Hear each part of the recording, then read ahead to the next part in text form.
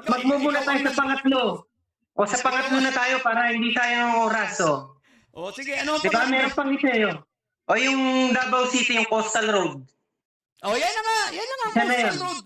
O kailan natapos Hindi, iba yung Twin Tunnel. Iba yung Twin Tunnel sa Coastal Kailan Road. natapos ang Coastal Road? Kailan natapos? Yung may Riverside. Basta nilaunch yun, 2017. Anong 2017 natapos? Kakatapos lang ng Riverside niya ng 2023. Hindi ko sinabing natapos, sabi ko nilaunch. Mahina yata boses ko nilaunch noong 2017.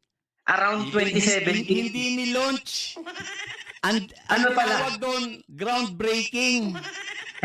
Binago mo lang Iba yung launching. Binago mo lang Magkaiba yun. Kahit tingnan mo sa dictionary, magkaiba ang launching. Kanya-kanyang interpretation na yan. Pag launching, hindi yan ginagamit sa mga project. Ang mga launching, ginagamit yan sa mga events. Hindi naman event yun, launching, groundbreaking, ibig sabihin na, tsaka yung launching project yun. Buo na yun, ibig ko sabihin mapapakinabangan.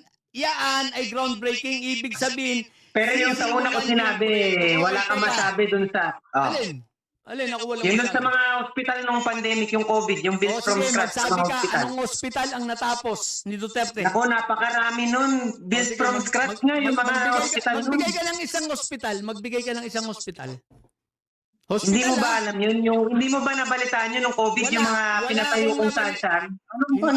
Hindi hospital ang tawag dun.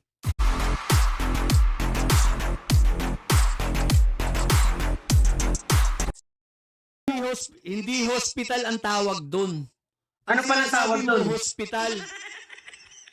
Hindi, sa madaling salita, hospital. Hindi nga yung mga viewers, yun, clinic yun. Ang tawag doon ay COVID Care Center. Clinic yun ay mga cubicle, hindi hospital yun. Pinagaganda mo lang yung mga technical terms para sa mga viewer. Huwag mo pagandahin masyado.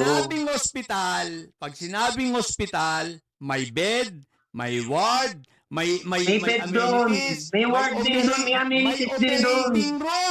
May Sino nagsabing wala? May emergency room. Wala. Doon nga sinusugod yung mga sinususpect may